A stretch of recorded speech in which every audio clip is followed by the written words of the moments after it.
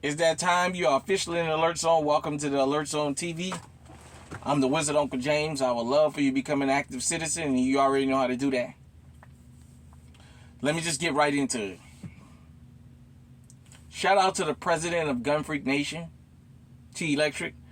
Shout out to everybody, West B, Saint Aurelius, and everybody that tuned into the live stream that we did Saturday night.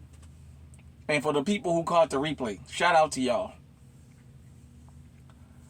I wanted to follow that up with a question. And talking about the whole Roger Fortson case and what it has brought back to light. My question is, do we as black people have the same rights under the Second Amendment? Another question I have is, when is it ever appropriate for us to have a legally owned firearm? I'm not going to spare no feelings. So it's just going to be what it's going to be. You know, when we did the live stream, we had all mentioned something that we had noticed in other videos in the comment section. This thing that somehow, why did he come to the door with a firearm? The Second Amendment is supposed to be for all law-abiding citizens on paper. This man was at his home. When it happened to Philando Castile, the sentiment was, well, he shouldn't have reached after he told the cop he had a gun.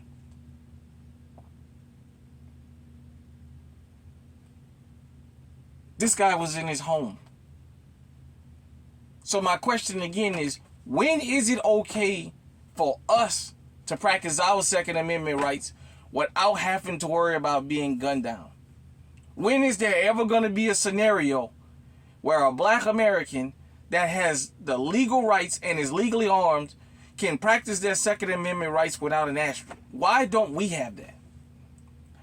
I went looking around for the NRA, ain't heard nothing from them. I went to some of these switches like 4chan and Stormfront, all these people who claim they love the Second Amendment so much.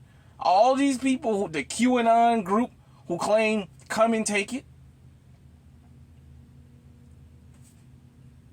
GunTube. For the guys and girls that do commentary. Not for the ones whose channel is only about firearms. I haven't heard much from those people. I'm asking a simple question. Under what circumstances are we allowed to practice our Second Amendment rights without fear of being harmed for it? You know, I watched this video, and the fact that they released this video so quick already told me something. They think they have an angle to play that, well, he had a gun. If you notice, when the sheriff released the video, he made it clear this was self-defense. So, any of you guys and girls out there that's looking that they're going to find this officer liable of anything wrong, the sheriff has already said it's self-defense. It's just a matter of paperwork now. The paperwork process is all they waiting for. Shout out to everybody that viewed the video and caught up things, because there were certain things about the video I didn't pay attention to, and then in going to other channels I started seeing more and more about it and doing more research. So shout out to everybody for that. It didn't occur to me when I first saw the video the first 2 or 3 times that the officer shot and killed Roger, or he shot him 6 times and then told him afterwards to drop the gun. And Roger responded, I don't have it, it's over there. Meaning, I went back and watched that video again, and I listened to it real good, uninterrupted, and it said, come here. Roger came out to the officer shot him and killed him, and then after he shot him and killed him, he started screaming, drop the gun. Well, as I told you guys, there's code words out here. For those of you who was real gung-ho, hold on. Sorry about that. Those of you who was looking forward to body cameras, I was telling you guys and girls, law enforcement in the country feels so comfortable that it doesn't matter that they have a body camera on.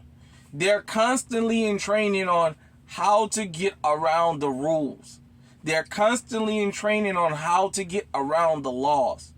It's not just qualified immunity, but they understand and they teach them how to dialogue around your rights, which is why I constantly do encounters with law enforcement. So you, as a law-abiding citizen, can understand how to circumvent them.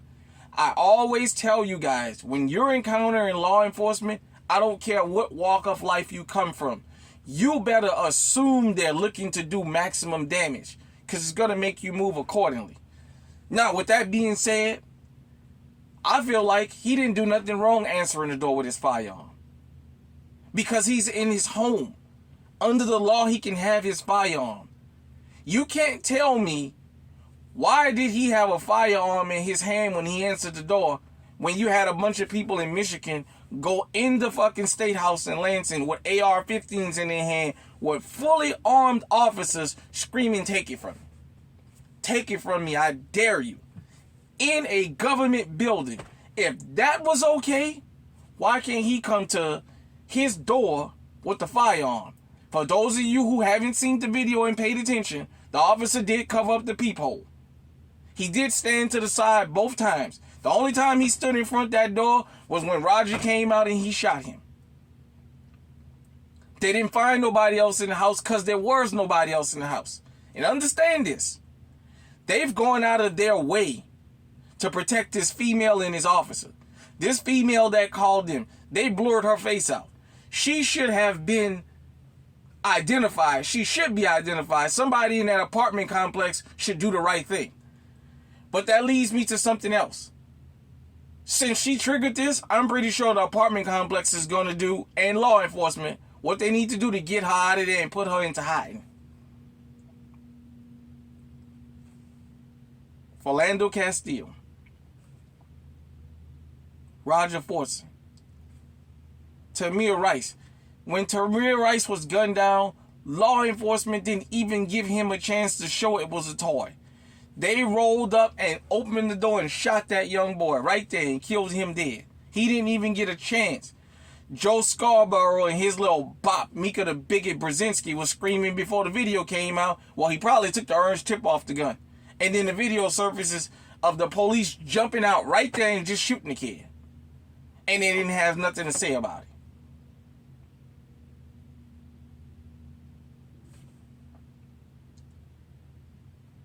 The reason I decided when I started doing this on YouTube, I was going to do it in the format I'd done it in and stuck to it, is I knew it was going to make people uncomfortable.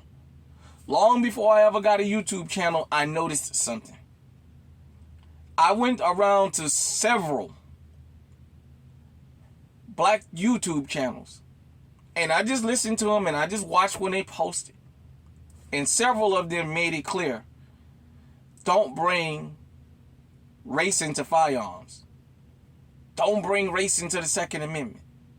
And I said to myself, why are they going out of their way to say this? What is it that bothers them or makes them so frightened to talk about this that they're saying don't bring it in? I decided I was going to bring it in because of my personal experiences with law enforcement being legally armed. I understand what I'm up against. As I always say, fortunately, whether I like it or not, I was raised in New Orleans around a bunch of corrupt cops that were open with me. There was from time to time they would stop us and tell us their tactics. Whether you like it or not, at least they were up front. And that made me understand what I'm dealing with and how to move. You see, I understand I'm dealing with a bunch of people who feel I shouldn't be armed no matter what. Don't matter that I'm legal and I never committed a crime. I've never been convicted of a crime. The mere fact is I shouldn't have one, especially being black. Let's just go ahead on and address the elephant in the room. I understand from being stopped by law enforcement, I have an asterisk next to my Second Amendment. I understand that.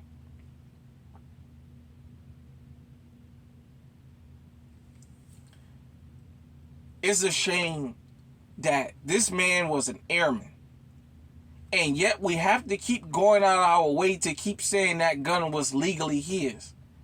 The officer didn't know if it was legally his or not. He didn't even give him an opportunity. I told you guys and girls out there, I want everybody, whether you're black, white, Hispanic, Asian, whatever you consider yourself to be, whether you consider yourself to be one of these sovereign citizens or whatever, you're on American soil. Listen to me. Because the mainstream media for the last 5 to 10 years have been doing stories over and over about the rise in black gun ownership, about black Americans getting legally armed. I think it's very important for me to be honest with them. I know a lot of people don't want to hear it, but Roger Fortson can happen to you. And what you'll tell yourself or your family is, but that gun was legal. But what did he do wrong? His gun was legal. Philando Castile's gun was legal and it still got him killed. I like to give these guides and these tutorials so you can understand what you're dealing with.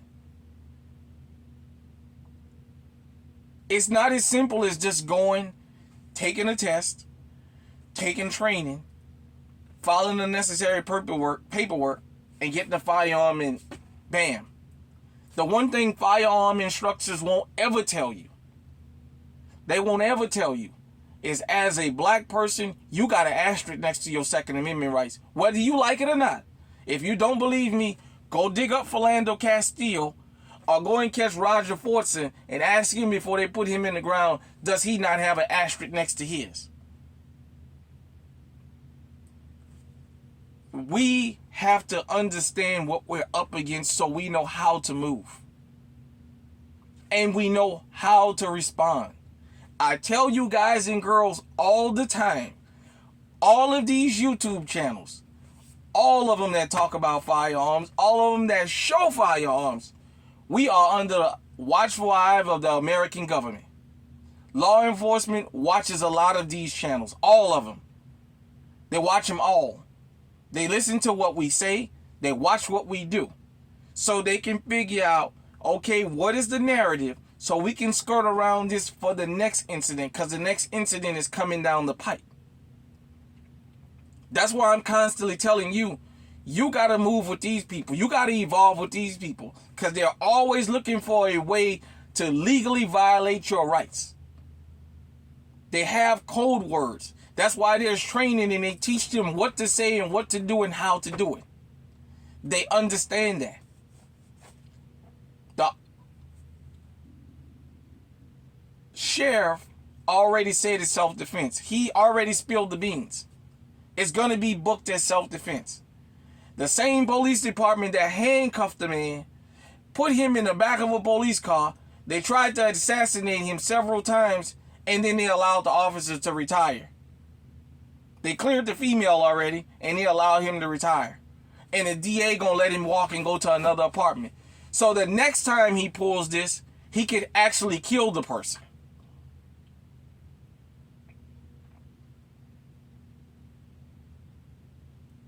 I would be a liar if I told black folks to go out there and get legally armed and everything is going to be all right. I would be a liar to tell you you got the same Second Amendment rights as other people, because these stories keep coming up. If these stories wouldn't come up, I wouldn't talk about it. That's not my niche. That's my goal, is not to get here and ruffle people's feathers. But I'm giving them a real life scenario, real life experiences, because it keeps happening. That officer did what he was trained to do. Stand to the side and knock on the door. Then he covered the peephole. What they didn't expect is that the girlfriend was on FaceTime and heard the whole thing. That's the part that caught them off guard.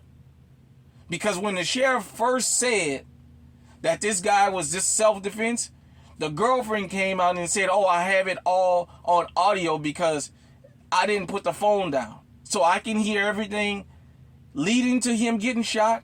After he got shot, I heard the police department searching the apartment, trying to see if they can find somebody else to justify why they shot this man. And then they find another person in there. Everybody out there must be vigilant and must use this. But this right here, don't fool yourself.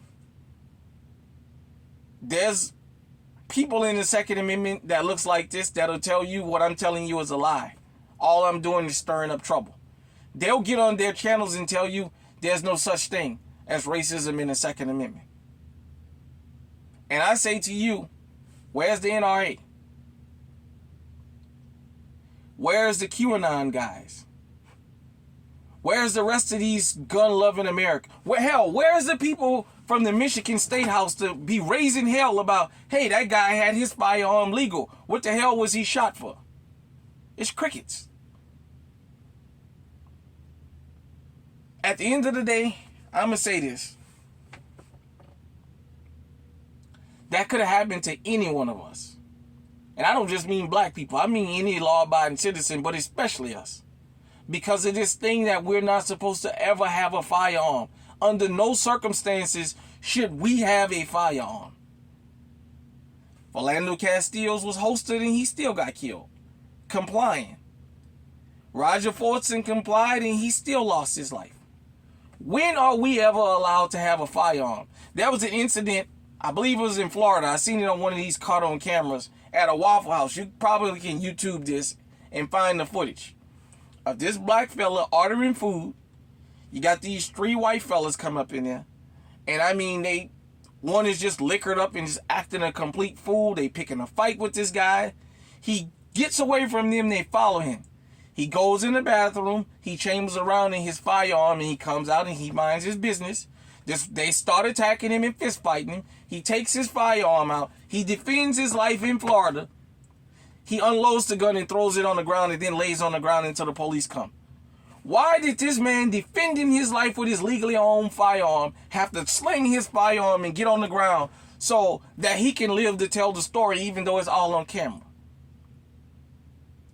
If he had a legally owned firearm and he defended himself, why was his very next thought after he shot this guy and defended his life was to unload his gun and throw it on the ground and put his hands out where police can see him and lay on the ground until they come there?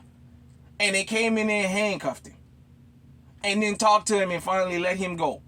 If there wasn't an asterisk on our Second Amendment rights, why did he do that? Why didn't he do like everybody else and stand there with his loaded firearm until cops came and put the gun down where they can see it? And then, why was that his immediate reaction? Because he already knows there's an asterisk next to it. I'm going to show you guys something. This is fair use.